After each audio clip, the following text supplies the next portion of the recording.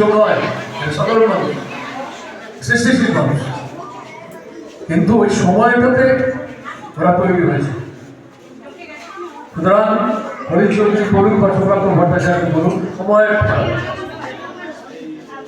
এবং আজকের সময়ের সাথে যদি রিলেট করি তাহলে সেই ঝঞ্ঝা বিক্ষুব্ধ বা সংকট বা জনজীবনের যে দুর্গতি সেটাই চলে গেছে স্বাধীনতার পরে অধিকার। আমরা কিন্তু দেখতে পাচ্ছি সেই রকম কথা থেকে আরো বেশি মানুষের ভেদাভেদ, ধর্মের নামে বিভাজন, সম্প্রদায়ের নামে বিভাজন, এসব নানান কার্যকারখানা এখানে ঘটছে। এবং আমাদের যে ভারতীয় আদর্শ, আমাদের যে ভারতীয় বহুত্বের মধ্যে ঐক্য, ভারতীয় ঐক্য মানে কি? বহুত্বের মধ্যে ঐক্য, নানা বছর নানা মত নানা পরীক্ষা, বিবিধের মাঝে যখন মিলন হয়, সেইটাই আজকে আটকাবে। ভারতবর্ষ শেষ হয়ে যাবে যদি ভারতের ডাইভার্সিটি, বৈচিত্র্যটাকে নষ্ট করে দেওয়া হয়। বৈচিত্র্যের মধ্যে ঐক্য নেই তো ভারত, এটি অনেক অনেক করে পড়ে গেছে, রবীন্দ্রনাথ বলেছে।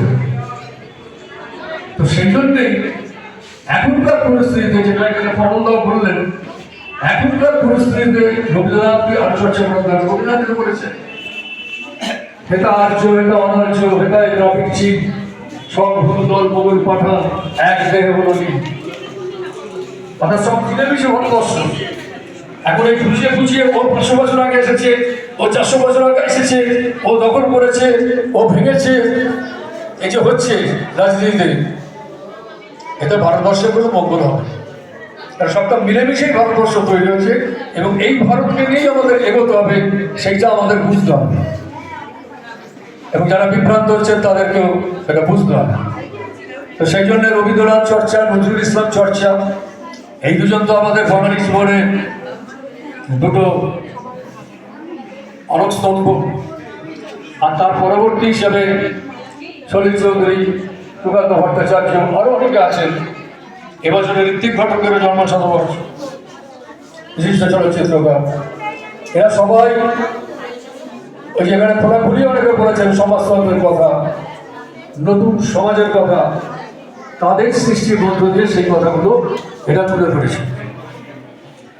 সলিল চৌধুরী সম্পর্কে আমাদের বাড়তি আবেগ, সলিল চৌধুরী আমাদের জেলার মানুষ।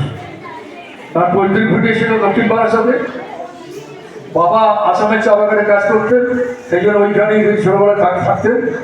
পরে আবার এখানে ফিরে এসে কলকাতায় সোনারপুরেই মামার বাড়ি থেকে মানুষ, এবং সমগ্র সোনারপুর তার পিছনে অভিযাত্রা ছিল। এখানে যখন বিদ্যাধরী নদীর মধ্যে গিয়ে নোনা জল ঢুকে যাচ্ছে, চাষিদের ক্ষতি হচ্ছে, সেই সময় যদি গান বেঁধেছেন চাষিদের স্বার্থ রক্ষা করা হয়েছে, চাষিদের কথা তুলে ধরা হয়েছে। যখন জাপানি বোমা পড়ছে, সেই বোমার বিরুদ্ধেও তিনি গান লিখেছেন। এবং 24 পরগনা জেলার কমিউনিস্ট পার্টির নেতা খগেন রায়চৌধুরী, যাকে অনেকে খেপাদা বলে রাখতেন বা খেপুদা বলে রাখতেন, খগেন রায়চৌধুরী ছিলেন সলিল চৌধুরীর রাজনৈতিক গুরু। আর হরিধর চক্রবর্তী সোনারপুরের, তিনি ছিলেন তার রাজনৈতিক বন্ধু, সহযোগিতা, কমরেড। সুতরাং বুঝতেই পারছেন এই গুরু এবং বন্ধু, এদের যে মতাদর্শ, সেই মতাদর্শই সলিল চৌধুরী গ্রহণ করেছিলেন এবং তার সৃষ্টির মধ্য দিয়ে সেইটাকে তিনি তুলে ধরেছেন।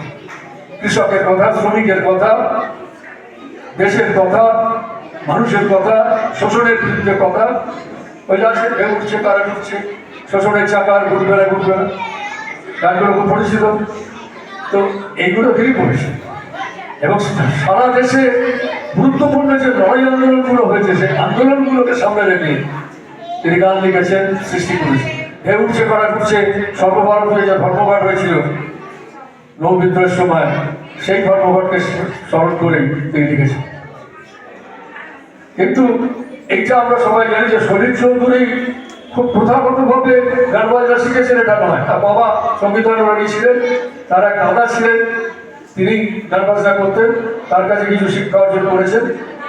সলিল চৌধুরী নিজে বলছেন, আমার মিউজিক ইউনিভার্সিটি হচ্ছে গণনাট্য সংঘ। গণনাট্য সংঘের যে গানের আসন, গণনাট্য সংঘের যে সম্মেলনগুলো, সেখানে যে গানগুলো হতো, সেইটাই হচ্ছে আমার মিউজিক ইউনিভার্সিটি। ওইখান থেকে আমার শিক্ষা। ভাবুন, যে সলিল চৌধুরী পরে পরিচিত হয়েছে মিউজিক ম্যাস্ট্রো নামে। মানে এইরকম মিউজিক স্রষ্টা, এইরকম সঙ্গীত স্রষ্টা হাতে গোনা কয়েকজন আছে, যিনি লোকগীতিকে ব্যবহার করেছেন, পাশ্চাত্য সঙ্গীতকে ব্যবহার করেছেন, কীর্তনকে ব্যবহার করেছেন বিভিন্ন জায়গায়। আমি একটা দুটো উদাহরণ আপনাদের দিই। আপনারা জানেন সলিল চৌধুরীর একটা বিখ্যাত গান, বিচারপতি তোমার বিচার করবে যারা আজ জেগেছে সেই জন্য। এই গান এত আন্দোলন তৈরি করেছিল, যখন লালকেল্লায় আজাদিন ফৌজের সৈন্যদের বিচার হচ্ছিল, এই গানকে ছাত্ররা আজাদিন বাহিনীর সৈন্যদের মুক্তির দাবিতে মিছিল করেছে। এমনকি পরবর্তীকালে বাংলাদেশ মুক্তিযুদ্ধের সময় পূর্ববঙ্গের যারা মুক্তিযোদ্ধা তারা এই গানকে রাস্তায় মিছিল করেছে। এই গানটা কিন্তু কীর্তনঙ্গের থেকে নেওয়া হয়েছে। বিচারপতি যারা জানেন গানটা তারা বুঝতে পারবেন যে কীর্তনঙ্গের সুর থেকে বিচারপতি গানটা তৈরি করেছে। আমার ধরুন এই সাম্প্রদায়িকতার বিরুদ্ধে অন্যদের দেশবাসীদের যে গানটা, এটা বিহু সুর থেকে নেওয়া হয়েছে। বিহু, আসামের বিহু। আসামের বিহু হচ্ছে প্রেমের সুর, ভালোবাসার সুর। তাহলে কীর্তনের সুর থেকে বিচারপতি তোমার বিচার, আর বিহুর সুর থেকে গোপনের দেশবাসী। বিভিন্ন জায়গা থেকে উনি আহরণ করেছে, পাশ্চাত্য সঙ্গীত থেকেও করেছে। এই ধরনের ট্যালেন্ট সলিল চৌধুরী ছিল। সলিল চৌধুরী এত বড় হতে পেরেছেন কেন? তার ট্যালেন্ট ছিল এবং তার মতাদর্শ ছিল, তার আদর্শ হচ্ছে, যেটা আমি বললাম কবে কাজ এই হরিদেব চক্রবর্তীদের কথা বললাম, যাদের থেকে তিনি সেই আদর্শটা গ্রহণ করেছেন। চলে যাবে বোম্বেতে, সেখানে গিয়ে অনেক চলচ্চিত্রের গান, আধুনিক গান তিনি তৈরি করেছেন। লতা মঙ্গেশকর তার অনেক গান গেয়েছেন, মান্না দে গেয়েছেন, আরো অনেকে গেয়েছেন। দেখা যাবে কিছুদিন পরে তিনি কিন্তু পুরনো স্মৃতিটা ভুলে যাননি, মানুষকে ভুলে যাননি, শিকড়কে ভুলে যাননি। যে কারণে বোম্বেতে থাকাকালীনই আবার লিখছেন, এই জীবন এমনি ভাবে আর তো সয় না। লতা মঙ্গেশকরকে দিয়ে গাওয়াচ্ছেন, আর নয় দুজন গুনগুন প্রেমে অমপ্রিয়মন প্রণবামূলক পৃথিবী আমার চাই।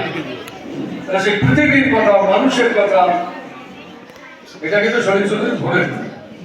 যে কারণে আমরা দেখবো বোম্বে থেকে ফিরে আসার পরে এইখানে যতগুলো বামপন্থীদের প্রোগ্রাম হয়েছে, নির্বাচন প্রোগ্রাম বা ওই সময় কিছু বন্যা করা এসব হয়েছিল, সেইসব ত্রাণ সংগ্রহের জন্য অনুষ্ঠান, সেই অনুষ্ঠানগুলোতে সলিল চৌধুরী সপরিবার, সলিল চৌধুরী, অন্তরা, এদের সবাইকে নিয়ে সপরিবার, ওনার যে প্রয়াস ছিল, তিনি অনুষ্ঠান করতেন এবং এসব কাজে তিনি সাহায্য করতেন।